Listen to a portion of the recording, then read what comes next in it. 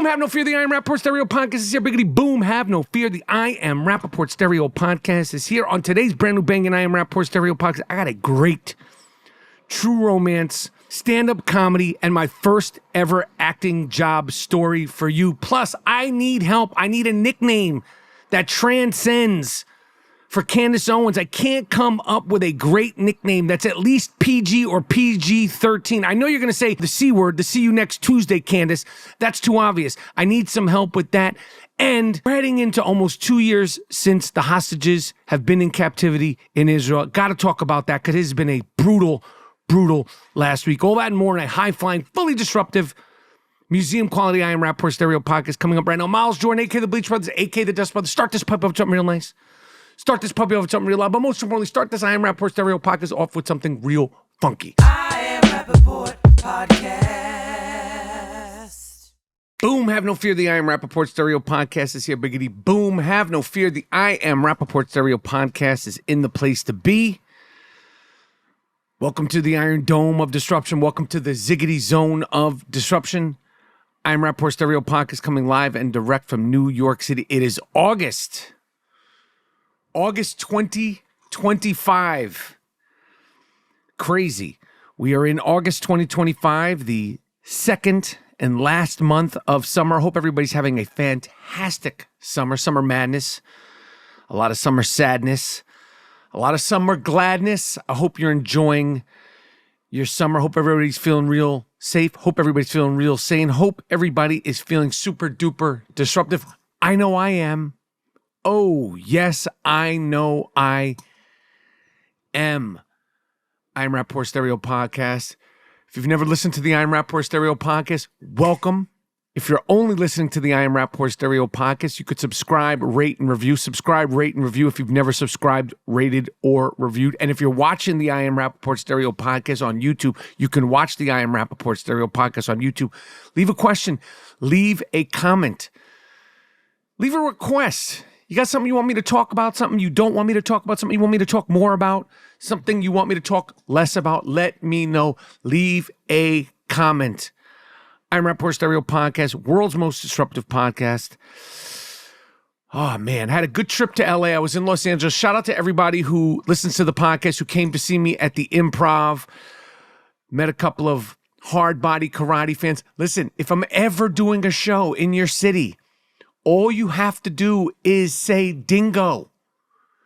The world does not know me as the Gringo Mandingo, but the listeners of the I Am Rapaport Stereo Podcast certainly know me as the Gringo Mandingo. If you are at a show of mine, all you got to do is say dingo, and I go, boom. He listens to the podcast, or she listens to the podcast, and I will go out of my way to try to say what's up, try to meet you, take a flick, chill for a minute. I'll be performing this week in Alabama. Never thought I'd be saying that. I am performing in Alabama Tuesday, August 5th. I'm performing in Jersey, September 25th, 26th, 27th at the Stress Factory. Tickets for those shows and more shows. I got a bunch of shows that I'm going to put on my website. They're all available at michaelrapaportcomedy.com. Tri-state area. Come see me in September. And if you happen to be in Alabama, come see me this week. Birmingham, Star Dome Comedy Club. But I got to meet and greet a few people. I did some 3 shows. I did a show at the Improv, did a show at the Laugh Factory, and another show at the Improv. And I love both those clubs. Obviously, you know, the Improv, I don't know if I've talked about it. I've talked about it in the past. The Improv is my club. That's my home club. No matter what other places I perform at, no matter what other places I've been to, that'll always be my spot. I was going there as a kid, as a teenager. My half-sister's stepfather was one of the owners of the Improv, and in 1983, probably around August of 1983, I had gotten kicked out of summer camp, so I didn't have anything to do. My father sent me to California to stay with my sister Claudia, and she said, oh, you know, come to the club. And I was like, I don't know what the hell she was talking about. I'm 13. I'm in a club. And she took me to the Improv. And I went to the Improv for the very first time in about August of 1983. And the same Improv, the same setup for the most part. She took me in the back of the club. And I remember the first time I was ever in a comedy club, the first person I ever saw on a comedy club stage was Keenan Ivory Wayans. Keenan Wayans was on the stage. Keenan had hair at the time. He had on camouflage pants and I think a green shirt. And I remember that he had on the camouflage pants because I remember he was doing a TV show at the time, some sort of drama or dramedy. And I remember recognizing him from the show, looking like he had the show wardrobe on. Anyway, and I would spend so much time there that summer, and then I would go back, Christmas time, holiday time, I'd go back in the summers, and then I moved to California to live with my sister and her mom, my half-sister and her mom in 1986. I went to Fairfax High School for a year because I was in so much trouble. Every single year I was getting kicked out of school and I had crazy hoop dreams. I wanted to be in the NBA and I went to Fairfax High School and played on the same well, they were on the varsity, but we played together.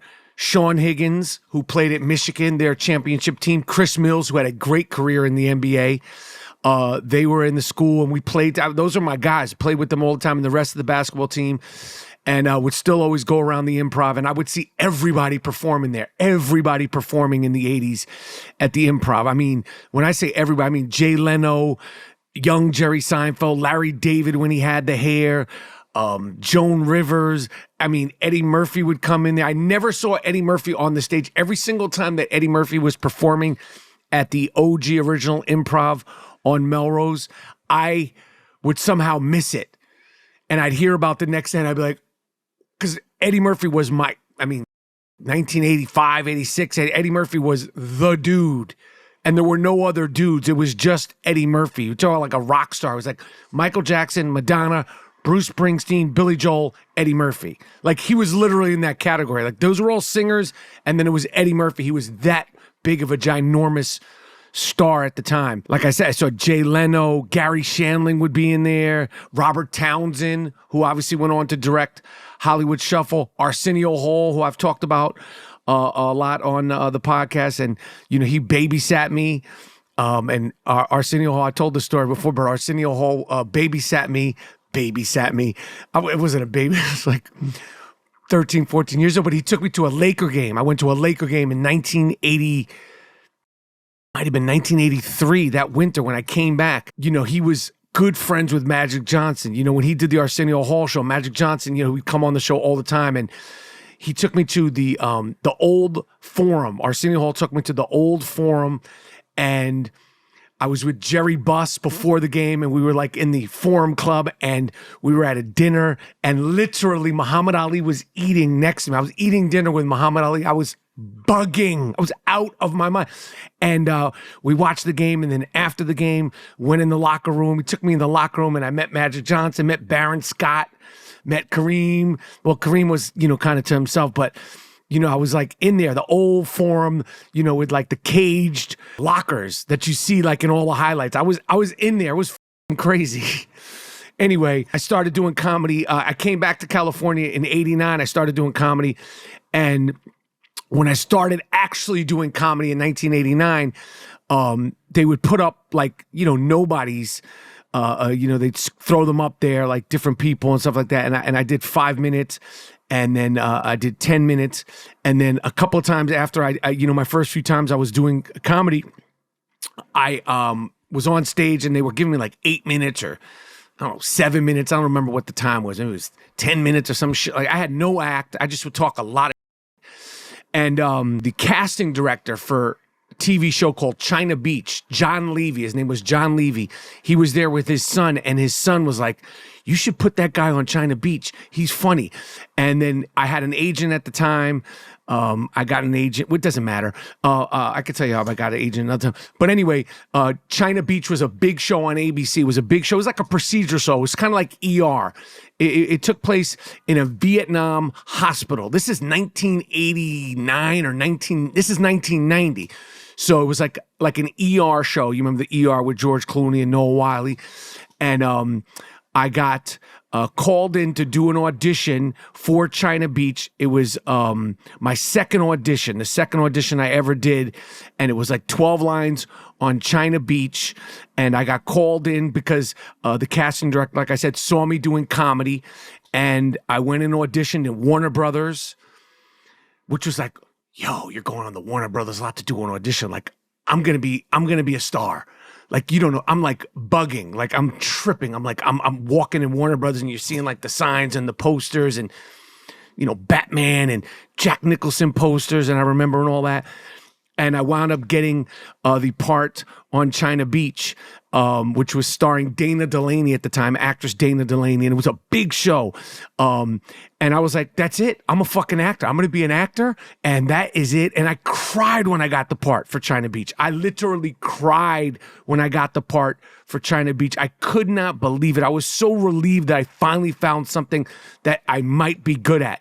Because as I've talked about in the past, so much I wanted to be in the NBA, and I was never as good as I wanted to be. But when I got China Beach in 1990, just the relief that like maybe I had a future as a young adult who could make a living. A week or two later, I was on the set of China Beach, and I never forget the actor Raymond Cruz, who is totally recognizable. Raymond Cruz, actor who was in Training Day. He was in Better Call Saul. He was in Breaking Bad. He was the gangster. He always plays gangsters, and he's such a nice dude. This dude, Raymond Cruz, who you totally recognize. He was in Training Day. He wasn't like the main gangster in Training Day at that scene with Ethan Hawke. He was like the homeboy. He was like, you ever had your shit pushed in? He was like, I had more shit pushed in. Raymond was also in China Beach, and he had already acted a little bit. He kind of took me under his wing, and he had just started out, but he was really cool with me. But Raymond Cruz, my man, was in my first, show that I ever got the opportunity to do. And every time I see him, I'm like, China Beach. And he's like, China Beach. And that was really, really, really crazy. But that was the first role that I ever got. And whenever I'm performing at the Improv, none of those memories go away. I'm always thinking about this or thinking about that because, like I said, the Improv is still the same Improv. It's the same architecture. It's the same bar. It's a lot of the same, wood, and it's the same setup. And I spent so many nights at the Improv before I was even thinking about being a comic, just wandering around there like a 13, 14, 15-year-old, 16-year-old, just, hanging out, really not, wasn't even interested in comedy. Like I said, I wanted to be in the NBA, but then when I, switched when I was about 17, 18, I was like, I want to be a comedy. I want to be the next Eddie Murphy. I went from wanting to be in the NBA to wanting to be the next Eddie Murphy. It was like two fucking bad dreams that I never reached. But, it got me on track, and I wound up being the one and only Disruptive Warrior, Michael Rapaport. But that's my story of how I got China Beach. My very, very second audition, I got the part of China Beach, got the part for China Beach at the Improv from doing comedy. And a crazy thing about China Beach, this is a really bugged out part of China Beach and what it meant to me. And this is a true story. When I was doing True Romance,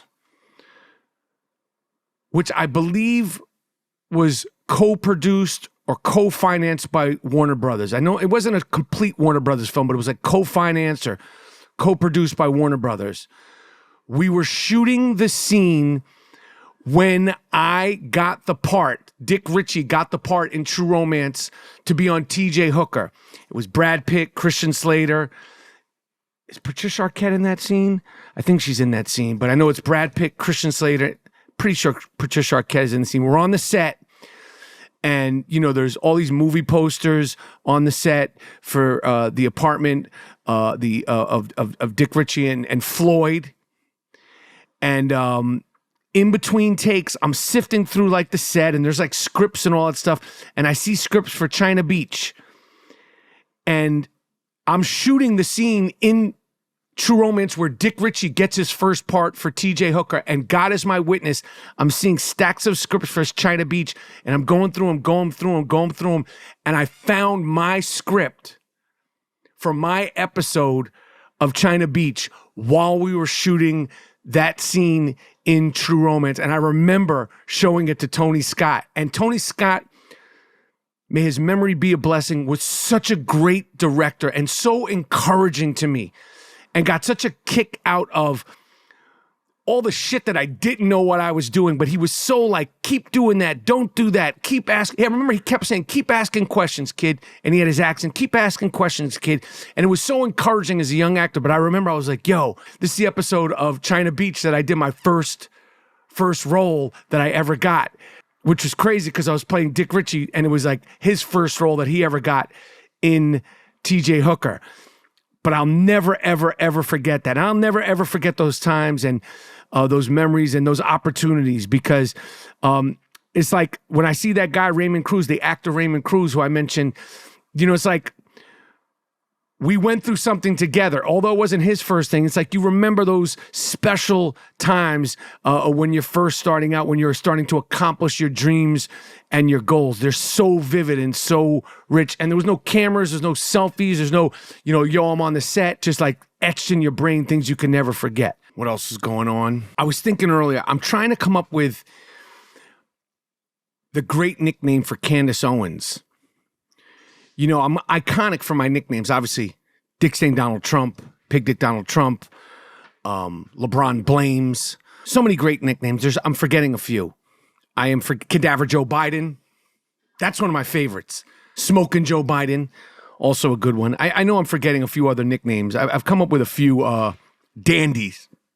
Bill Belichick, although, you know, I might not have come up with that, but I might have. Of course, I come up with the Raging Bullshitter, Gringo Mandingo, Sultan of Sniff. You guys have also helped me with the nicknames. Some of those I've came up with. I know people are like, wait, I came up with that. You probably did. Of course, Mr. New York, the White Chocolatito, the Jewish Jake LaMotta, the Charles Oakley of the Jews. They're just name after name after name after name after name. But I was thinking, I was like, I need to come up with a nickname for Candace Owens.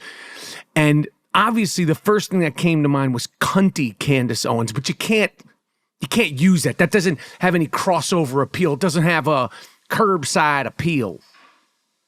Cunty Candace Owens. I wish it did. And then I could say kooky Candace Owens, but kooky doesn't really describe Candace Owens. She's way more than kooky. So if you have any nicknames for Candace Owens, please let me know. Like I said, Cunty Candace Owens, it's limiting. Can't use that. I like to take my nicknames broad, wide. I like to take them out there. Kooky Candace Owens, again.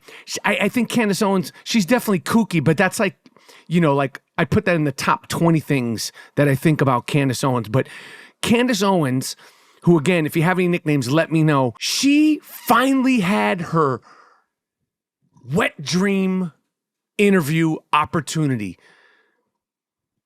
Candace Owens finally got what she wanted, to sit down with convicted rapist Harvey Weinstein, who I could go into a whole bunch of other stories about my movies and experiences at Miramax. But I'll save that for another time because I just, was talking about True Romance. I was just talking about, being on China Beach and so forth and so on. But we all know Harvey Weinstein. And Candace Owens, who again, it's just Candace. There's a nickname there. I haven't come up with it. Candace Owens finally got what she wanted on her hunt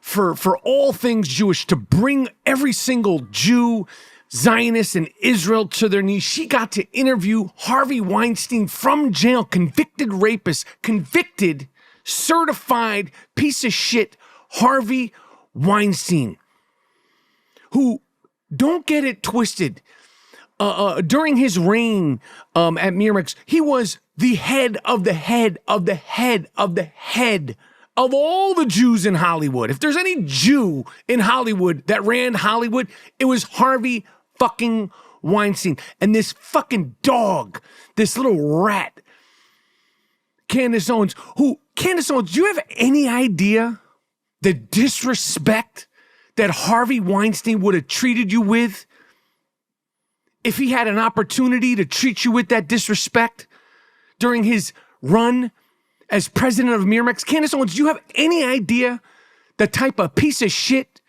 Harvey Weinstein would have treated you like if you worked for him, if you were an intern for him, or if you were an actress for him, or he came across you, he would have treated you like shit. He would have been so fucking disrespectful and rude to you, Candace Owens, if he had the opportunity during his run at Miramax. But Candace Owens, I don't know, she probably jumped through hoops and signed away this, that, and the third. She probably signed away all of her kids to sit down with this interview with Harvey Weinstein. She was just like literally orgasmic. And she sat down with Harvey Weinstein and she's asking him this and asking him that and saying that she feels like he got railroaded. And Candace Owens begged Harvey Weinstein for some big reveal. She begged him. Harvey, can you tell me, what do you think happened to you? Do you think you were railroaded? Do you think you had gotten into an argument with somebody? Did you step on somebody's toes, Harvey? And Harvey Weinstein is as desperate as anybody could be. Harvey Weinstein's got to be like 70 years old. Harvey Weinstein's been in jail for a bunch of years now. Harvey Weinstein looks sick. He's been in and out of the hospital while in jail. Who the fuck knows what Harvey Weinstein has had to deal with while in prison? Harvey Weinstein he's as desperate as you could possibly get. And Candace Owens was just asking him. She was begging. She was elated to sit there and say, Harvey, who do you think it is? Who do you think it is that brought you down? Do you think you got into an argument? Did you step on anybody's toes? And even Harvey Weinstein, at his most vulnerable, most desperate, didn't give you the answer you need. You dumb fuck, Candace Owens. This is like Geraldo Rivera breaking into Al Capone's safe. Candace Owens' interview with Harvey Weinstein on her quest to take down all things Jews control Hollywood, Zionist state, the Mossad runs every single thing in the world. This was her Al Capone, Geraldo Rivera moment. She sat there with Harvey Weinstein, and Harvey Weinstein, desperate as he is, got nothing for you. Even Harvey Weinstein didn't give you the answer you want, and you were talking to the head of the cabal. You were talking to the head of the cabal. Harvey Weinstein has all the secrets, and even he who'd do anything to get out of jail couldn't give you the fucking answer you want. Candace, you fucking loser. And Candace was like, interesting, very interesting. You fucking lowlife Candace Owens. What a fucking lowlife you are. Please, if anybody has any nickname ideas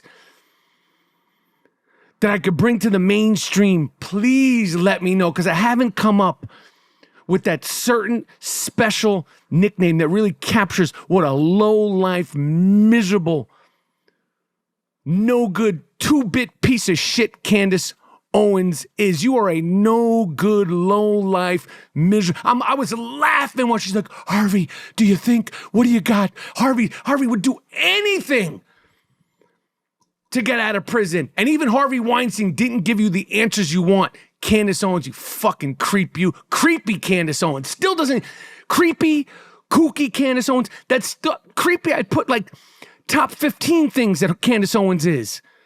Kooky Candace Owens, I put that in the top 20 things that Candace Owens is. Obviously, cunty Candace Owens, but I need something a little bit more G-rated. What else is going on? You know, I'm gonna be totally honest. I've tried to pace myself with the amount of time I spend talking about the fact that it is now 670 days. We're almost at 21 months. We're 21 months, almost 2 years since the violent, vicious terrorist attack took place on October 7th, 2023 in Israel by Hamas and a lot of innocent civilians. You could watch the footage. The majority of the people that you see in the footage from October 7th running around Israel, looting, killing, burning, or a lot of the people, I'll say a lot of the people, were not wearing uniforms. They were in civilian clothes. Watch the footage if you have forgotten. I really think they need to put that 48 minutes of footage that I watched with my own eyes. I would love it to be on HBO, New York Times, YouTube. There's got to be a place where that footage could live. I watched that 48 minutes, what I could watch of it. It was disgusting, that 48 minutes of footage from October 7th, and saw things I never thought I would see in my life. And of course, that 48 minutes of footage that I watched from October 7th was shot in beautiful 4K by the terrorists themselves. They shot themselves. They videotaped themselves proudly on October 7th. They didn't hide it. They didn't hide it like the Nazis tried to do. That's why we can't refer to Hamas as Nazis. Hamas is Hamas. The Nazis are the Nazis. The Nazis, at least they had the decency to try to hide their footage. But no, Hamas on October 7th, they shot, videotaped themselves and posted it in real time. They were streaming it live and posted it proudly. And in that 48 minutes of footage, I saw screaming, yelling, excitement, elation. I saw beheading. I saw with my own eyes. You could look it up on X. It's blurred out, but I saw it in 4K, unblurred out. People being shot in cold blood, smacked, kicked, stabbed, dead bodies being kicked, punted, fucking stomped on, dead bodies. I saw it with my own eyes. You could look it up if you want to see it. I heard and saw people screaming and yelling, Allah Akbar, Allah Akbar, calling their mom. I killed 10 Jews with my bare hands, Mom. I killed 10 Jews with my bare hands, Mom. You sick ass. That's what you call to tell your mother? That you killed 10 Jews with your bare hands, you fucking animals? I will tell you that in that 48 minutes of footage, and 48 minutes is a long time, I did not hear one of these people say from the river to the sea, Palestine will be free. I didn't hear any of them talk about 1948. I didn't hear any of them talk about genocide. I didn't hear them talk about apartheid. I heard no one say Palestine will be free. I heard none of that. You show me some footage of October 7th of them saying apartheid, Palestine will be free, or from the river to the sea. You show me that footage. It doesn't exist because they weren't saying it. They're on a different plane. They ain't thinking about what you're thinking about at your rally at Cornell, Columbia, Times Square, at the park in Portland, or in Minnesota, wherever the fuck you're at. Watch the footage. They need to put that footage out so everybody could see it in 4K. Gorgeous 4K. In 4K, you could see, you know what blood looks like? Real blood looks like in 4K? It's surreal looking to see that kind of violence perpetuated.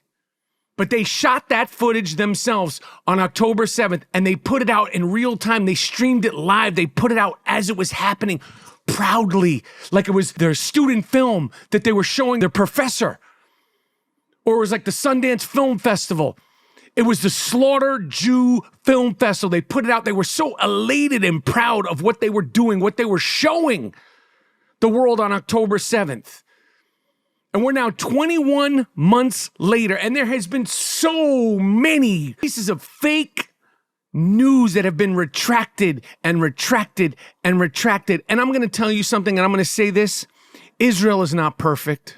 The Jews are not perfect.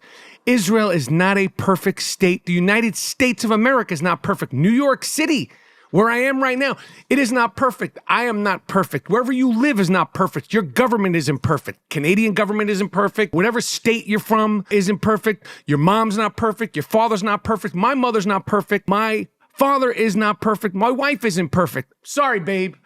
Nobody is perfect. No government is perfect. No country is perfect. Israel is an imperfect country. And yes, you can complain, be frustrated with all things Israel, all you want. Israelis do it and have done it every single day.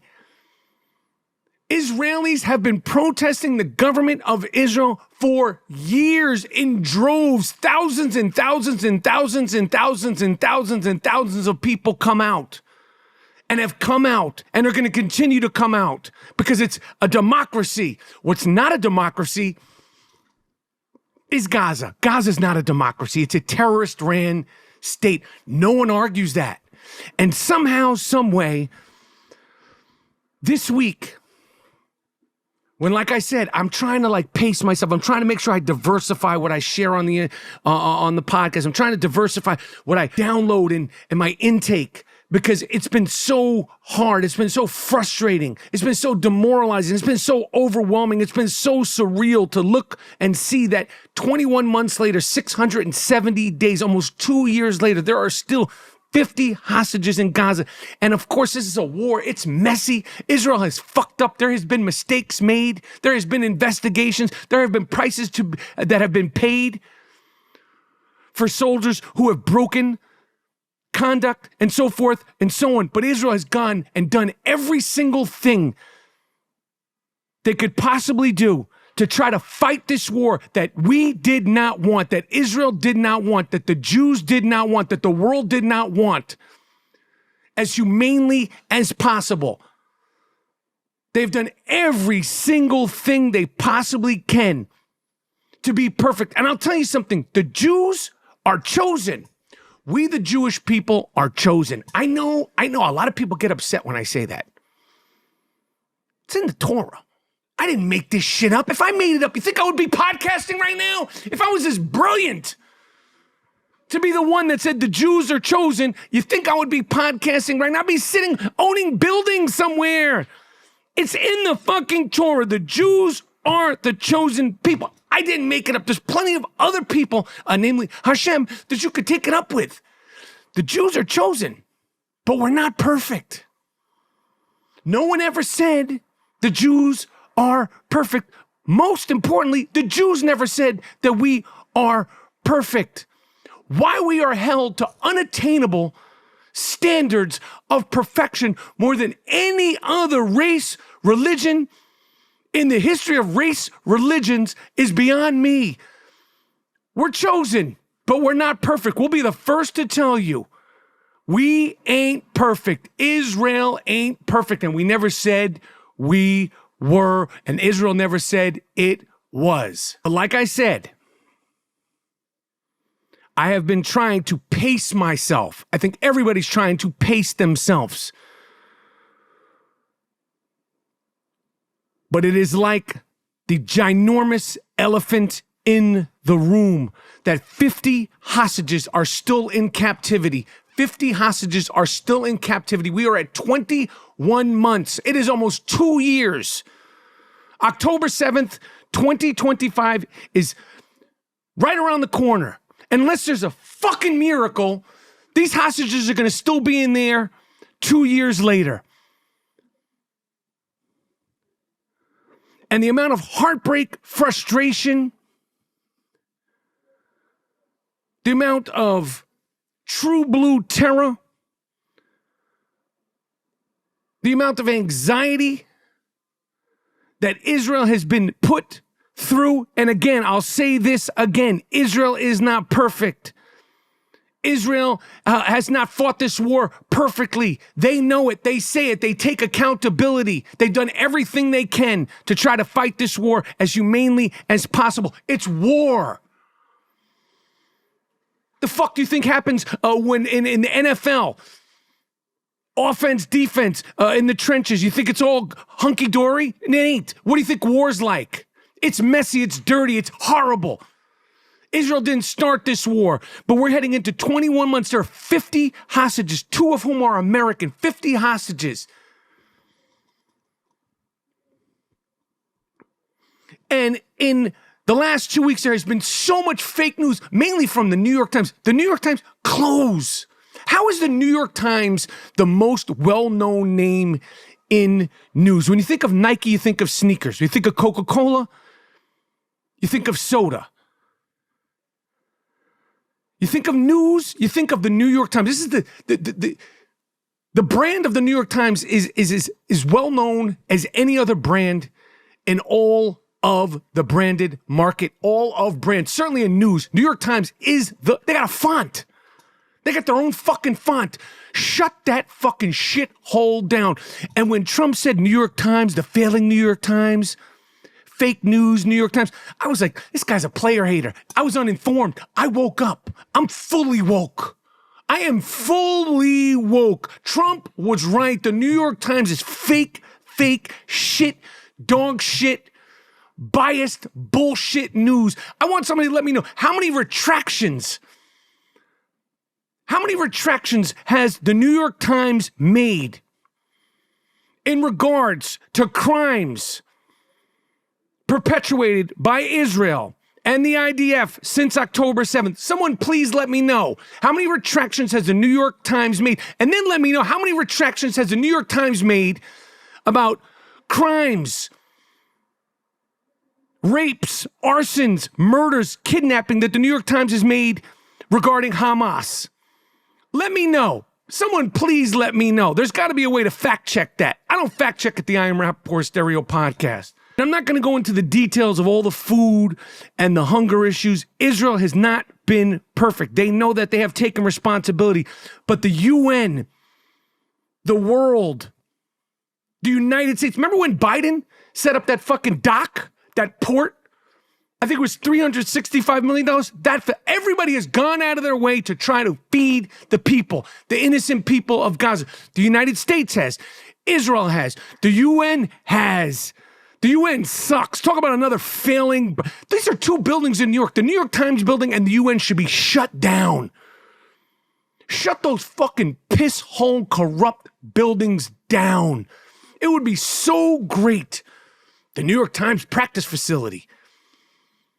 James Dolan, buy that building where the New York Times is right now. Set up a practice facility there so the New York Knickerbockers can live in New York City. That could be the New York Knicks practice facility. The Knicks will practice in Manhattan, live in Manhattan. They could walk to the games. That shit would be dope.